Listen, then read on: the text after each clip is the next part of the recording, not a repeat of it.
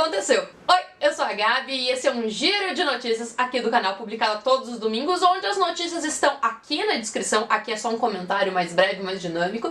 Se você é novo por aqui, se inscreve no canal, ativa ali os sininhos pra garantir que você vai estar sempre recebendo isso e compartilha esse vídeo com quem pode se beneficiar desse bando de notícias que eu tô trazendo aqui pra vocês. Vamos começar pelo Economia Nacional, onde na segunda-feira a gente teve aí o Boletim Focus ampliando a previsão de queda do PIB para 5,89%, tá? Então esse é um dado negativo e essa é a 15ª semana seguida em que o Boletim Focus traz essa expectativa declinando. Infelizmente a gente tá vendo essas revisões para baixo, eu particularmente acho que elas vão continuar, principalmente aí pelo próximo mês, onde a gente vai começar a ver talvez uma estabilidade na economia entre abrir, voltar, sair do isolamento, então isso são perspectivas aí para esse curto, médio prazo. Vale lembrar que no início do ano a gente tinha uma expectativa de avanço de 2,30% na economia, só que isso era antes do coronavírus, então a gente não tinha, a gente acreditava que a gente ia crescer esse ano,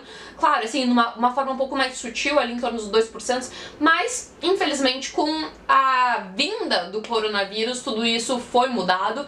A gente também tem previsões aí de diversos outros órgãos, como a FIT, o FII, então eles estão prevendo essas estimativas mais negativas por volta da casa dos 6% pro PIB brasileiro em 2020. A gente ressalta também que a FIT, que é uma agência de rating internacional, segundo ela, o PIB global ele tá sendo puxado mais para baixo por causa dos emergentes, excluindo a China, tá? Mas a gente vê o PIB caindo em torno de uns 5% na Índia e na Rússia e de 6 a 7% no Brasil e pro México. A gente teve uma prévia da inflação divulgada pelo IBGE, onde mostrou aí uma retração na queda da inflação, que foi a menor da história desde o início do Plano Real, tá? Então da história desse momento. IPCA 15, ele trouxe uma prévia de 0,59% em maio, registrando essa queda. Isso é a maior queda desde o início do Plano Real em 94. Olhando uma parte um pouquinho mais macro do Brasil, não que esses dados não sejam mais macros, mas externamente, os investimentos direto no país, eles tiveram uma forte queda nesse mês de abril, de 234 milhões de dólares, foi o pior resultado desse mês de abril em cerca de 25 anos, isso segundo os dados do Banco Central. Compilando mais um pouquinho a nossa proliferação do caos aqui, se a gente pode dizer assim, mas o IBGE divulgou o PIB do primeiro trimestre de 2020 para o Brasil, que caiu em torno de 1,5%. Vale lembrar que isso é em comparação com o primeiro trimestre do ano anterior, e isso é calculado de janeiro a março. E lembrando, gente, que foi ali pro final de fevereiro, início de março, que a gente começou realmente a ter os impactos do coronavírus. Então o PIB, ele foi declinado, muito induzido pela questão de serviços e indústria. A parte de agronegócio, agricultura, então cresceu um pouquinho nesse período, mas lembrando, né, que os impactos piores vão vir nos próximos divulgações do PIB, porque vai começar a pegar abril, maio, que realmente a gente teve aí um declínio das pessoas em casa, isoladas, e realmente um impacto pior em todos os serviços e indústrias do país. Entrando um pouquinho agora na questão política, o governo federal ele vai pedir 4 bilhões de empréstimo. Isso para organismos internacionais a fim de custear os gastos, entre outros programas, claro, esses gastos do auxílio emergencial, conhecidos como Corona Voucher. Os dados foram divulgados pelo secretário do Tesouro Nacional e eles vão estar aí também sendo utilizados pro Bolsa Família, pro Programa de Manutenção de Renda e Emprego e Seguro-Desemprego. O governo federal ele também registrou um déficit de 92,2 bilhões de reais nas contas públicas em abril. Isso é o pior resultado da série histórica do Tesouro Nacional, que foi iniciado em 97. Claro, a gente fala às vezes dados da história, mas a gente tem que lembrar que a gente tem muitos dados que não são tão antigos, muito por causa da nossa história brasileira, mudanças de moeda, então a gente tem dificuldade em alguns dados mais anteriores a isso. O Senado ele aprovou uma MP que estabelece o salário mínimo brasileiro em R$ 1.045, né? E a gente também tem o Celso de Mello enviando a PGR, um pedido de apreensão do celular do Bolsonaro. Teve aí algumas notificações de alguns possíveis crimes ou talvez envolvimentos do atual presidente, então ele tá pedindo isso aí. Essa questão toda envolvendo presidente, aqui não é questão de juízo de valor, mas isso também ajuda a nossa economia a dar uns balanços. Então vale lembrar que todas essas notícias ruins, notícias positivas que pode ter acontecido tanto no país como internacional, elas acabam impactando o mercado. Nessa quarta-feira, o governador de São Paulo, João Dória, ele anunciou a flexibilização da quarentena. Então não é alguma coisa definida em datas, mas sim em etapas da pandemia. Então vai ter algumas zonas e algumas etapas que vão ser feitas em relação a alguns indicadores. Para mais informações sobre como vai ser todo esse processo, eu aconselho a dar uma olhadinha no link na descrição sobre a flexibilização da quarentena. Claro que vale lembrar também que isso é algo muito importante, é visto com bons olhos para toda a população que não aguenta mais ficar em casa, mas tem aquela dúvida no coração de as pessoas aflitas com toda essa situação pandêmica no país. Então a gente fica um pouco com dois corações.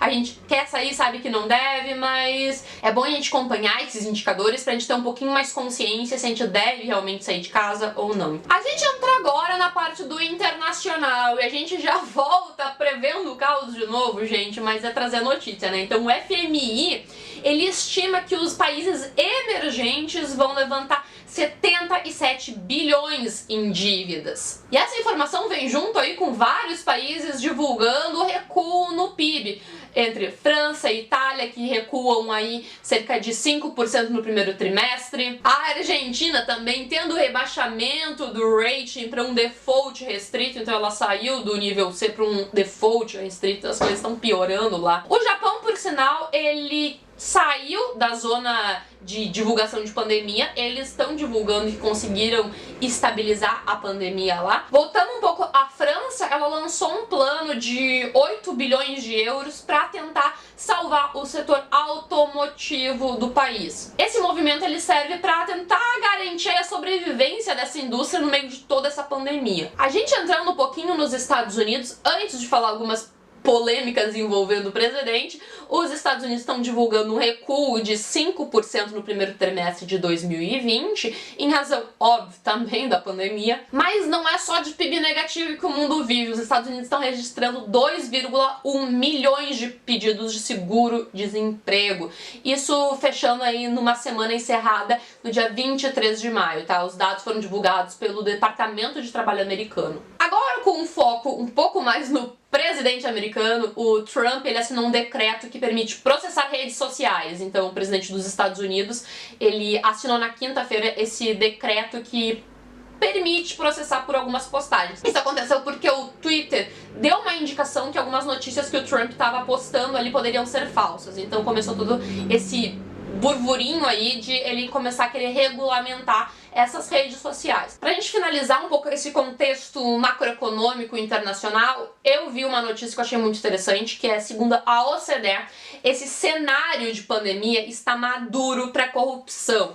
Um pouco disso a gente já viu no Brasil, e não é também citar nenhum nome nem nada aqui, mas a Organização para a Cooperação e Desenvolvimento Econômico, a OCDE, ela tá alertando aí governos para adotarem medidas para tentar evitar a corrupção e suborno durante essa pandemia, porque segundo ela, todo esse momento atual pode ser propício para a compra de equipamentos subfaturados, coisas sem a qualidade necessária. Então ela tá tentando isso alertar pro mundo como um todo, mas infelizmente a gente já vê alguns casos disso aqui no Brasil. Agora a gente entra na nossa questão aqui de compartilhar alguns resultados de empresa no meio de toda essa pandemia. Então a Latam, ela tá entrando com um pedido de recuperação judicial nos Estados Unidos, tá? Então isso é uma medida tomada por conta da pandemia do coronavírus no setor que está impactando muito mais o setor aéreo. A Magazine Luiza mostrou aí um desempenho muito fraco nesse primeiro trimestre, sendo uma queda de mais de 60%,